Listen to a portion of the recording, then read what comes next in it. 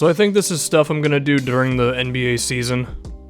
And then anytime I feel like just doing an NBA talk and talking about some team or some player, I'll just do it. It's not going to replace the regular stuff on the channel, it's just going to be added to it, and if you want to watch it, cool. If not, it's not the main thing on the channel anyway.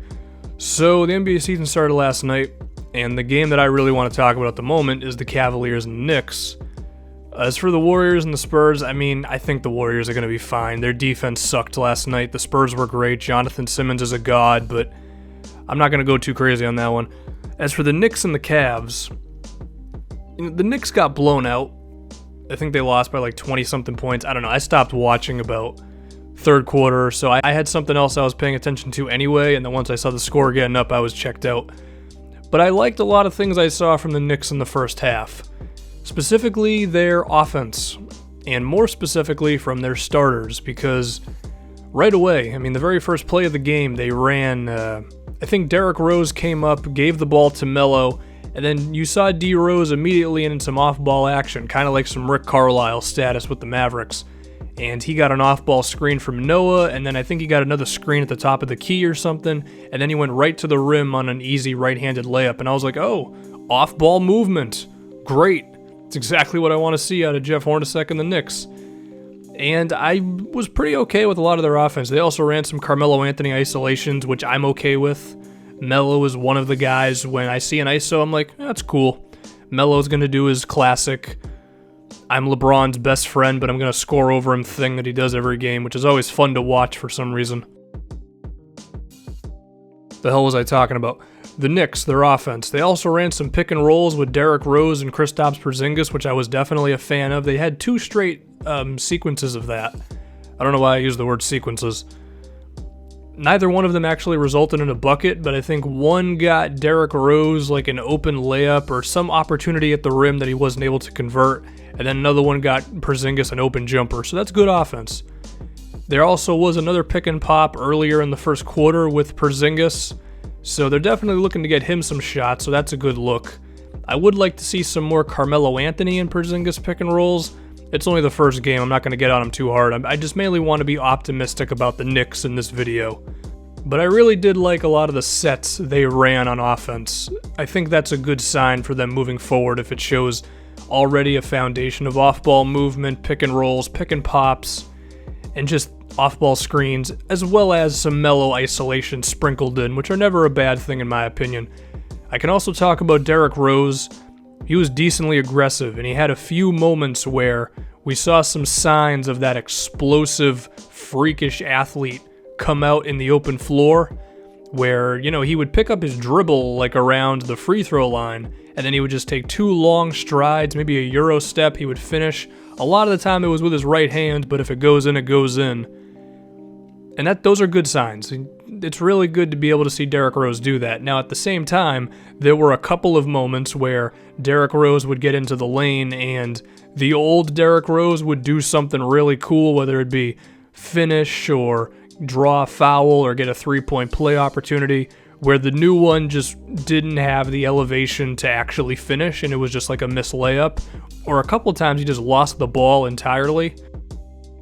That might just be a part of his game at this point. When you go through that many injuries and those significant of injuries, if I can say significant correctly, that just might happen. Or he might get better during the season. Who knows? He didn't have that much actual preseason time or whatever, I guess, because he was dealing with the trial. So I think Derrick Rose can be better, hopefully. But also with the Knicks, we have to talk about the second unit because it was kind of garbo. Justin Holiday was very good. I was kind of puzzled that he was just a throw-in to that Derrick Rose trade, because I'm like, I think Justin Holiday's good, guys. I think he is, and he hit a couple of three-pointers last night. He's also shown some signs of a defender, even though nobody on the Knicks was playing defense last night. And maybe he could emerge as the Knicks' sixth man. I was disappointed in Lance Thomas. I think he took a couple of bad shots. He was a very good shooter for the Knicks last season. And I think the combination of Justin Holiday as well as Lance Thomas can be pretty good off the second unit for shooting. Next, there's Brandon Jennings, who, he's always been inefficient. He's always had some head-scratching plays.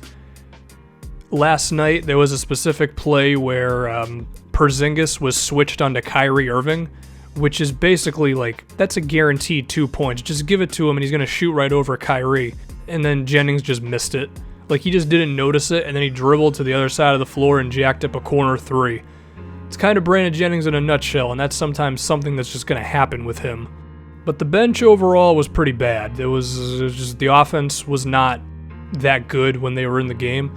And I actually think staggering Porzingis' minutes a little bit could help.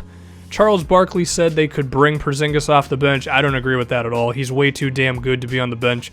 But that doesn't mean you can't play him with the second unit at times. Like, you could have him in there with the starters, and then about 6 minutes to go in the first, you take him out. You put in, like, Lance Thomas.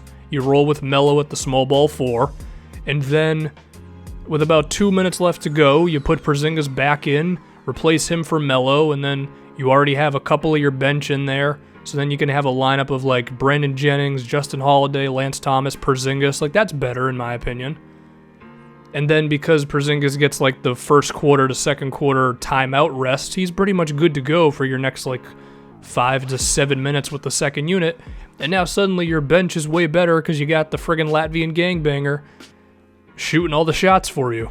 I think those are just some options for them. Now, could they go out and make a trade or go to free agency to try to find somebody? Sure. But might as well expense all your options first, you know? Now, as far as defensively, I mentioned it a little bit, they sucked last night. The Knicks, they just couldn't defend Cleveland. I mean, I don't think I need to jump into too many X's and O's when it comes to, if you can't stay in front of a guy, you can't stay in front of him. You know, they left J.R. Smith open a few too many times.